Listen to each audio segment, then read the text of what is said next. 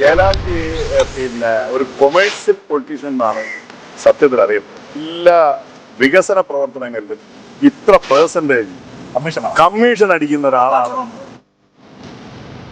സ്വകാര്യ പണമിടപാട് സ്ഥാപനം പ്രസക്തമായി അമ്മ കമ്മ്യൂണിസം മനുഷ്യ സ്നേഹം ജനങ്ങൾക്ക് വേണ്ടിയല്ല.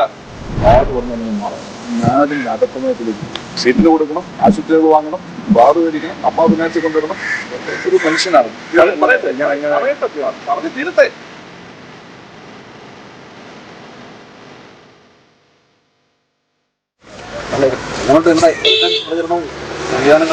പക്ഷേ മാർച്ചിൽ നോട്ടിഫിക്കേഷൻ വരുമെന്ന് നമ്മൾ അറിവ്.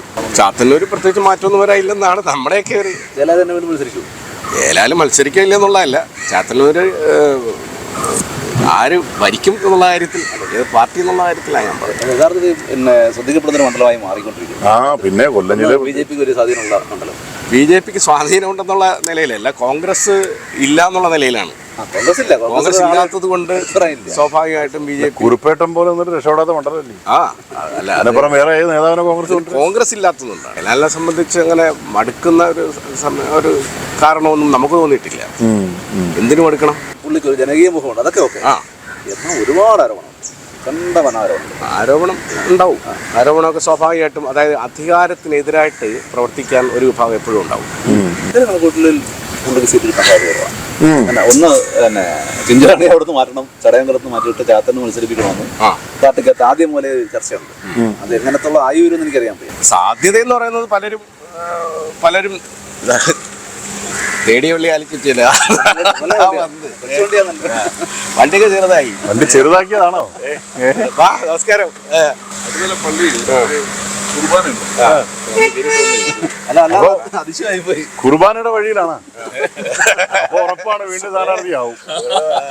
യഥാർത്ഥത്തിൽ നിങ്ങളുടെ നുണ പറഞ്ഞുകൊണ്ടിരുന്നതാണ്. ഉള്ള കാര്യം പറയാം. അല്ല, ഞാൻ ചോദിച്ചു നിങ്ങൾക്ക്, ഞാൻ മണ്ഡലത്താരനല്ലോ. ഞാൻ ചോദിച്ചു നിങ്ങളുടെ എന്താ ഇലക്ഷൻ ചോദിച്ചത് പറഞ്ഞ് ഏകദേശമൊക്കെ ആയി വരുന്നു, വീണ്ടും ജയലാൽ തന്നെ ആവും. ഞാൻ പറഞ്ഞത് അങ്ങനെ ആവാനാ. ഒരാൾക്ക് 3 ടൈം പാർട്ടി കൊടുത്തു.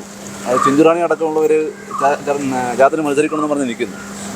ജയലാൽ എം.എൽ.എ ഒത്തിരി വികസനമൊക്കെ കൊണ്ടെന്ന് പറയുമ്പോഴും ഒരുപാട് ആരോപണം കേട്ട ഒരാളാണ്. അങ്ങനെയൊക്കെ ആരോപണമുള്ള ആളെ വീണ്ടും മത്സരിപ്പിക്കുമോ എന്നൊക്കെയാണ് നമ്മുടെ സംശയം. ഞാൻ ചോദിച്ചു അന്നേരം ഞാൻ പറഞ്ഞോട്ടെ, ഞങ്ങളുടെ പാർട്ടി ആരോപണത്തെ ഗൗരവമായിട്ട് കാണുന്ന പാർട്ടിയാണ്. വളരെ ഗൗരവമായിട്ട് കാണുന്ന ഒരു ആരോപണ വിധേയൻ ഒരിക്കലും പാർട്ടി മത്സരിപ്പിച്ചത്. ആരോപണത്തിൽ കഴിവുണ്ടെങ്കിൽ ഈ പാർട്ടിക്കകത്ത് സ്ഥാനം ഉണ്ടാവില്ല. അപ്പൊ ഈ പാർട്ടി അങ്ങനെ ആരോപണ വിധേയൻ എന്ന രീതിയിൽ ആരെങ്കിലും പരിഗണിച്ചിട്ടുണ്ടെങ്കിൽ മനസ്സിലായിക്കണം, ആരോപണ വിധേയന് ഈ പാർട്ടി വീണ്ടും പരിഗണിച്ചിട്ടുണ്ടെങ്കിൽ മനസ്സിലായിക്കണം, ആ ആരോപണത്തിൽ യാതൊരു കഴിവുമില്ല എന്ന് പാർട്ടിക്കെല്ലാം ബോധ്യമുണ്ട്. അതാണ് ഞങ്ങളുടെ പാർട്ടി. ജയലാൽജി പിന്നെ ഒരു കൊമേഴ്സ്യൽ പൊളിറ്റീഷ്യൻ എന്നാണ് സത്യത്തിൽ അറിയപ്പെടുന്നത്. എനിക്ക് മനസ്സിലാവും. അതായത് സ്വന്തമായിട്ട് ആശുപത്രികളും സ്ഥാപനങ്ങളും പിന്നെ മറ്റ് പല കോൺട്രാക്റ്റിലും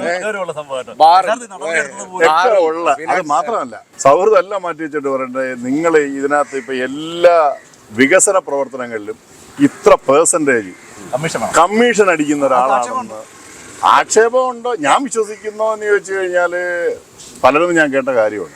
ഇപ്പൊ സ്വാഭാവികമായിട്ട് പലരും പറയുമ്പോഴത്തേക്ക് എനിക്ക് വിശ്വസിച്ചേ പറ്റും. റോഡിന്റെ കാര്യത്തില്ല സിസ്റ്റത്തിൽ വിശ്വാസം ഇല്ലാത്തതുകൊണ്ടൊക്കെ പൊതുസമൂഹത്തിൽ ഉണ്ടായി വരുന്നൊരു സാർവത്രിക മനോഭാവത്തിന്റെ ഭാഗമാണ്. പക്ഷെ അതിനെ സ്പെഷ്യലൈസ് ചെയ്ത് പഠിക്കാൻ തീരുമാനിച്ചാൽ കൃത്യമായത് മനസ്സിലാവും. ആശുപത്രികളുണ്ട്, മറ്റേ ബാറുകളുണ്ട്. ഒരു ആശുപത്രി വിവാദം വലിയ ചർച്ചയായതാണ് കഴിഞ്ഞ തെരഞ്ഞെടുപ്പ്. അത് സ്വന്തം തന്നെയല്ലേ? അതാണ് ഞാൻ പറഞ്ഞു വരുന്നത്. യഥാർത്ഥം എന്താണ് ആശുപത്രി? Ashtamudi cooperative hospital. കേരളത്തിൽ സഹകരണ നിയമപ്രകാരം ഒരു സ്ഥാപനം ഉണ്ടാക്കിയാൽ അതിൻ്റെ പ്രസിഡന്റായിട്ട് വരുന്ന ആൾക്ക് ഒരു സ്വകാര്യമായി എന്തെങ്കിലും അവകാശമുണ്ടോ? സാധാരണക്കാർ അനുഭവിക്കുന്ന ചികിത്സാ രംഗത്ത് ചൂഷണം, സ്വകാര്യം വലിയ ചൂഷണം നടക്കുകയാണ്. അത് ഗവൺമെൻറ് സെക്ടറിനെ കൊണ്ട് മാത്രം ഡിമാൻഡിനെ താങ്ങി നിർത്താൻ കഴിയില്ല എന്നുള്ളതാണ് സഹകരണ നിയമം ഗവൺമെൻറ് ഉണ്ടാക്കിയത്. വിവിധ മേഖലകളിൽ ജനങ്ങൾ സഹകരിച്ചുകൊണ്ട് ഈ ഇതുണ്ട്. ആ ഒരു നിയമത്തിൻ്റെ പിൻബലത്തിൽ, ആ നിയമം ഉപയോഗിച്ചുകൊണ്ട് ഞാനൊരു കോപ്പറേറ്റീവ് ആശുപത്രി ഉണ്ടാക്കി. ആ ആശുപത്രിയാണ് അഷ്ടമുടി സഹകരണ ആശുപത്രി. ഞാൻ എൻ്റെ ചെയർമാനാണ്. 5 കൊല്ലം കൂടുമ്പോഴേക്കും മാറി വരും. അത് വിവരാവകാശ പ്രകാരം അതിൻ്റെ ഈ ഷെയർ ഹോൾഡേഴ്സിനെ സംബന്ധിച്ചും ഒക്കെ ആർക്കും എടുക്കാൻ കഴിയുന്ന കാര്യമാണ്. കോപ്പറേറ്റീവ് ജെആറിന് എഴുതി കൊടുത്താൽ ജയലാലിന് ഇവിടെ എത്ര രൂപ ഷെയർ ഉണ്ടെന്ന് എഴുതി കൊടുത്താൽ കിട്ടത്തില്ലേ? 25,000 രൂപ ഷെയറാണ് എനിക്കുള്ളതെന്ന് മറുപടി കിട്ടും.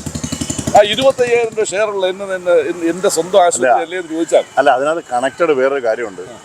ഈ പിന്നെ നമ്മുടെ ഇവിടെയുള്ള ഈ സ്വകാര്യ പണമിടപാട് സ്ഥാപനങ്ങൾ പ്രശസ്തമായിട്ടുള്ള അമ്മ സന്തോഷം ഞാൻ ആശുപത്രി പറഞ്ഞു അല്ല അതുമായിട്ട് കണക്റ്റഡാണെന്നാ പറയുന്നത്. ഞാൻ പറഞ്ഞു നിങ്ങൾ ഏതാണ് നിങ്ങൾ കുഴപ്പമിതാണ് മറുപടി വേണ്ട മറുപടി കേൾക്കാതെ അടുത്ത ചോദ്യത്തിലേക്ക് പോവാണ്. ഇത് എന്റെ വിഷമം ഇതാണ്. എനിക്കൊന്നും മറുപടിയുടെ സമയം എന്താ.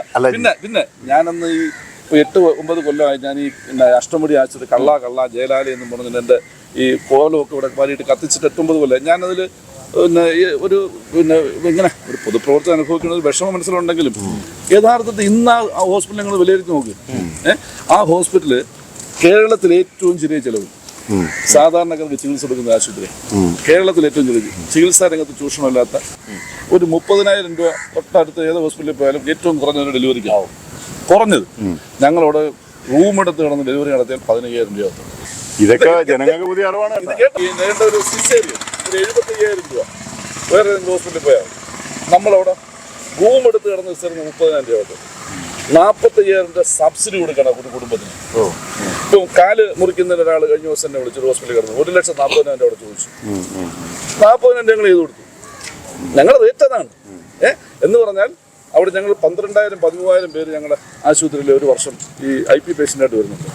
ഈ 1,00,000-ഉം 30,000 40,000 എല്ലാം കളഞ്ഞിട്ട് ശരാശരി 10,000 രൂപ ചുണക്കൂട്ടി നോക്കി 12,000 രൂപ പേർക്ക് 12 കോടി രൂപയാണ് ഒരു വർഷം വിവിധ കുടുംബങ്ങൾക്ക് സബ്സിഡി കൊടുക്കുന്നത്. ഞാൻ പറഞ്ഞു തരട്ടെ, 8-9 വർഷമായി 12 × 9 എത്രയായി? 108 കോടി രൂപ ഈ പറയുന്ന കള്ളാവിളി കേട്ട് ഈ കേരളത്തിലെ കൊല്ലം ജില്ലയിലെ ഏതൊക്കെ കുടുംബങ്ങൾക്ക് സബ്സിഡി കൊടുത്തൊരു സ്ഥാപനമാണ് ആശുപത്രി. അതുകൊണ്ടാണ് രാജിവെക്കാൻ തോന്നിയത്. ഇതുകൊണ്ട് കറക്റ്റ്. അതുകൊണ്ടാണ് വിവാദം വന്നിട്ടും 1 ഇഞ്ച് പുറന്നോട്ട് പോകാതെ ജയലാജിയുടെ സ്വന്തം പാർട്ടി തന്നെ അച്ചടക്ക നടപടി. അതെ, അതിന്റെ കാര്യം എന്ന് പറഞ്ഞാൽ മുൻകൂട്ടി അനുവാദം വാങ്ങിയില്ല എന്നുള്ളതാണ്. ഇത് അങ്ങനെ ഉണ്ട്. ഞങ്ങളുടെ പാർട്ടി അത്ര സ്ട്രിക്റ്റ് ആണ്. ഇത്ര നല്ല കാര്യമാണ് ചെയ്തതെങ്കിലും മുൻകൂർ അനുമതി വാങ്ങാതെ ചെയ്തതിന്റെ എല്ലാ നടപടി എടുത്തല്ല വേറെ ആശുപത്രി. അതുകൊണ്ടാണല്ലോ വീണ്ടും തന്നെ മത്സരിപ്പിച്ചത്. ഈ ജില്ലയിലല്ല സംസ്ഥാനത്ത് തന്നെ ഈ വില്ലേജ് ഓഫീസും സ്കൂളും ഇതിന് കംപ്ലീറ്റ് അതിന്റെ എല്ലാം വികസനത്തിന്റെ പേരിൽ ഭയങ്കരമായ പിരിവ് ജനങ്ങളെ ഇന്ന് പിരിച്ചിട്ടുണ്ട്. ഞാൻ ചോദിക്കുന്നത് ഒരു റെക്കോർഡിക്കൽ കാര്യമല്ല എങ്കിൽ ജി, ഇതിപ്പോ ഞാൻ പൊതുരംഗത്ത് നിൽക്കുമ്പോഴേ സ്വാഭാവികമായിട്ടും ആൾക്കാർ ചോദിക്കുന്നതല്ലേ. അല്ല MLA പിരിച്ചായിട്ടൊന്നും MLA പിരിച്ചെന്നല്ല, ആ ലെവലിലേക്ക് അവിടെ ഫണ്ട് ശേഖരണം നടത്തിയിട്ടുണ്ട്. ഉണ്ടല്ലോ. ഈ കേരളത്തിലെ പൊതുവിദ്യാഭ്യാസ സംരക്ഷണ യജ്ഞം എന്ന് പറഞ്ഞ സാധനം 2016 പ്രഖ്യാപിക്കുന്നത്. 2016 LDF ഗവൺമെന്റ് വന്നപ്പോൾ പൊതുവിദ്യാഭ്യാസ മേഖല പൊതുവിദ്യാഭ്യാസ സംരക്ഷണ യജ്ഞം പ്രഖ്യാപിച്ചു. 2011 MLA ആളാണ് ഞാൻ.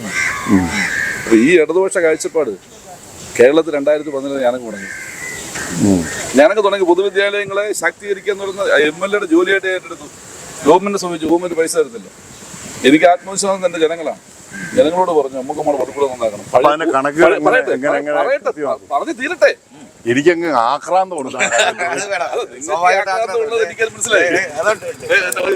അതെനിക്ക് മനസ്സിലായി. എന്താണെന്ന് മനസ്സിലായി. ഇതെല്ലാം മറുപടി കേക്ക്. അപ്പൊ ഞാൻ ജനങ്ങളോട് പറഞ്ഞു, പഴയ തലമുറ സർക്കാരിനെ മാത്രം കാത്തിരിക്കാതെ അൽത്തറ വീട്ടിലും ചായക്കടയിലും ചർച്ച ചെയ്തിറങ്ങി പിരിവെടുത്തുണ്ടാക്കിയ പള്ളിക്കൂടത്തിൽ നമ്മളൊക്കെ പഠിച്ചത്. വർത്തമാനകാല തലമുറയും ദക്ഷിണ കൊടുക്കണം പള്ളിക്കൂടങ്ങൾക്ക്, പൂർവ്വ വിദ്യാർത്ഥികൾ ഒത്തുകൂടണം, ജനം ഒത്തുകൂടണം, ദക്ഷിണ കൊടുക്കണം, പള്ളിക്കൂടം നന്നാക്കി എടുക്കണം എന്ന് പറഞ്ഞ് 2011-16 കാലയളവിൽ 69 വിദ്യാലയത്തിലും എൻ്റെ മണ്ഡലത്തിൽ 69 വിദ്യാലയത്തിലും ഞാൻ പോയി നേരിട്ട് PT എക്സിക്യൂട്ടീവ് 2-3 തവണകൾ വിളിച്ചുകൂട്ടി അവരെ കമ്മിറ്റി ചെയ്യിച്ച് വികസന സമിതികളുണ്ടാക്കി താല്പര്യമുള്ള ആളുകളൂടെ ഞാനിവിടെ പോകും പൂർവ്വവിദ്യാലയത്തിൽ കാണാം. അങ്ങനെ 6 കോടി രൂപ, അത്ഭുതപ്പെടും, 6 കോടി രൂപ വിവിധ സ്കൂളുകൾക്ക് ഞാൻ കളക്ട് ചെയ്ത് കൊടുത്തു.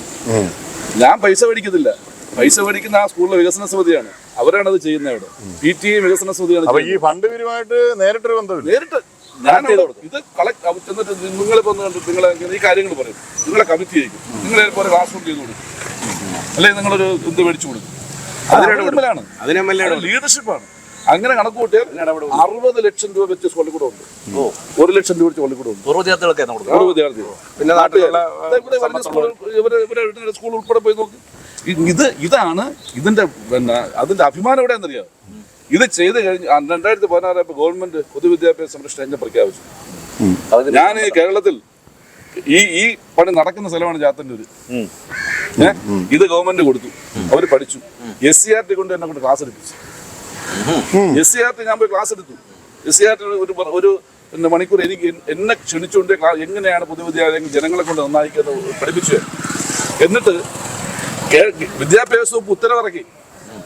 കേരളത്തിൽ പൊതുവിദ്യാഭ്യാസ സംരക്ഷണ യജ്ഞം ചാത്തന്നൂരിൽ നടന്നു വരുന്ന ചാത്തന്നൂർ സമഗ്ര വിദ്യാഭ്യാസം അത് അതേ പേര് തുടരാൻ കേരളത്തിൽ ഉത്തരവിട്ട ഏക നിയോജക മണ്ഡലം ചാത്തന്നൂർ. നിങ്ങളത് പെരുവാരം എന്ന് പറഞ്ഞില്ലേ?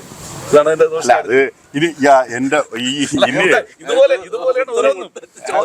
അല്ല ഞാൻ പറഞ്ഞു ഇനിയും അദ്ദേഹം മത്സരിക്കുമെന്നായിരിക്കും ചോദിക്കുന്നത്. അല്ലല്ല ഞാൻ പറഞ്ഞത് ഇനി വേറെ എന്റെ ഒരു സുഹൃത്ത് ഒരു ഗവൺമെന്റ് ഓഫീസർ പറഞ്ഞെന്നറിയോ, ഓ അങ്ങേര് ഇപ്പോഴും പഴയ മാടമ്പിയുണ്ട്, അങ്ങേര് ഞങ്ങളൊക്കെ ഗവൺമെന്റ് ഉദ്യോഗസ്ഥരാണെന്നുള്ള ഒരു പരിഗണനയില്ലാത്ത ധാർഷ്ട്യമാണ് MLA. അത് പറയാറുണ്ട്. അങ്ങനെ ഒരു 10-15 കൊല്ലം ഇരുന്നോണ്ട്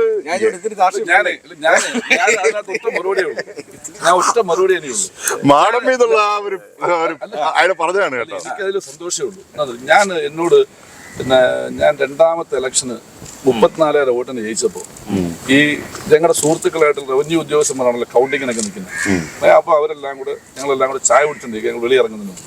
അപ്പോൾ അവിടെ ഈ ഉദ്യോഗസ്ഥന്മാർ ഒരു സുഹൃത്തിനോട് പറഞ്ഞു, ഞാൻ അന്നേരം പുറ്റിങ് തുറന്നതായിട്ട് ബന്ധപ്പെട്ട് കളക്ടർ തടഞ്ഞു വയ്ക്കുകയും പിന്നെ ഹോസ്പിറ്റൽ റേൽസ് ഓഫീസർ നമ്മൾ വെപ്പിക്കുകയും ചെയ്ത സംഭവങ്ങളെ ഈ ഉദ്യോഗസ്ഥന്മാർ തടഞ്ഞു വെച്ച് കാര്യങ്ങൾ ചെയ്യുന്ന ഒരു അവസ്ഥയിലേക്ക് പോയായിരുന്നു. അപ്പൊ ആ സമയത്താണല്ലോ ഈ ഇലക്ഷൻ നടക്കുന്നത്.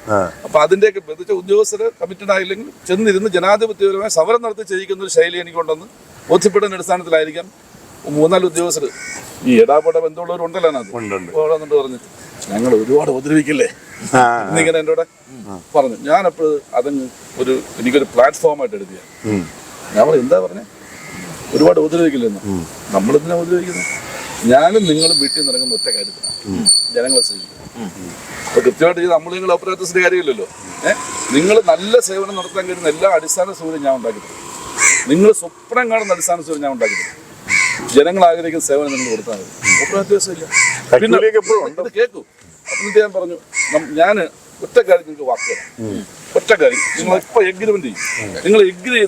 നിങ്ങളിപ്പോ ഒരു കാര്യം ഞാൻ ഇപ്പൊ എഗ്രി ചെയ്യാം. ഒന്ന്, ഞാൻ എടുക്കുന്ന നിലപാട് ജനപക്ഷമല്ല എന്ന് ബോധ്യപ്പെട്ടാൽ നിങ്ങൾ അപ്പം പറഞ്ഞാൽ കറക്റ്റ് ചെയ്യും. ജനങ്ങൾക്ക് വേണ്ടിയല്ല എന്റെ നിലപാടെന്ന് നിങ്ങൾക്ക് ബോധ്യപ്പെട്ടാൽ അപ്പം ഞാൻ കറക്റ്റ് ചെയ്യും. പക്ഷെ ജനപക്ഷമാണ് നിലപാടെങ്കിൽ ആര് പറഞ്ഞാലും ഞാൻ മാറില്ല.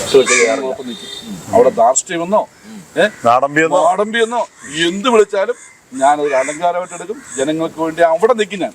അപ്പൊ അത് ചിലർക്ക് സൂചിക്കത്തില്ല. അപ്പൊ അവർ ചില പേരുകളൊക്കെ ഇടും. ഞാനത് പൊതുപ്രവർത്തകന്റെ തലവിധി പോലെ പുതിയ സ്ഥാനാർത്ഥിത്വത്തിന്റെ കാര്യം പറഞ്ഞപ്പോഴാണ് ഇന്നലെ എന്നോട് ഒരാൾ ചോദിച്ചതാ, പറഞ്ഞതാണ് ജയലാൽ തന്നെയായിരിക്കും അയാൾ സമയമാകുമ്പോൾ കാശ് കൊണ്ടുപോയി സ്ഥാനാർത്ഥിത്വം മേടിച്ചടിച്ച് വരുന്നത്. പിണറായി വിജയൻ സഖാവിന്റെ അടുത്ത ആളായോണ്ട് ഉറപ്പാണ്. അല്ല, അതിനു വേണ്ടി പൈസ ഉണ്ടോ? കാശ് കൊടുത്ത് മേടിക്കാൻ വേണ്ടി ആ പൈസ എവിടെ നമുക്കറിയാം. ഒരുപാട് പൈസ ഉണ്ടെങ്കിൽ ഇങ്ങനെ കൊടുക്കാനുള്ള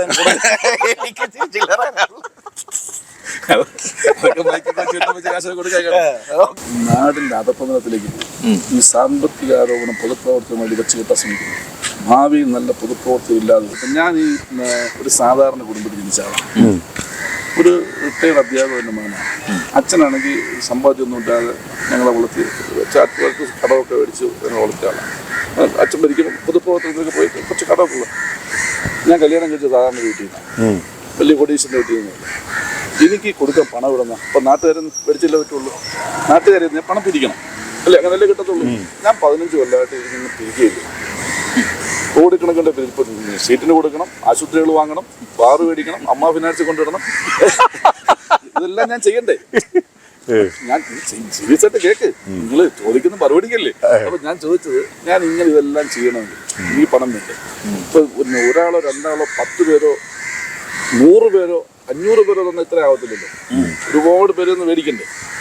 10 പേര് കൊടുക്കുമ്പോൾ ഒരാളെങ്കിലും പറയത്തില്ലയോ ഇവന് ഞാൻ ഇങ്ങനെ കൊണ്ട് കൊടുക്കുന്നു പറയില്ലയോ? എന്റെ ചോദ്യം ഇതാണ്, ഞാൻ കൈ ഇങ്ങനെ ഉയർത്തി ചോദിക്കും.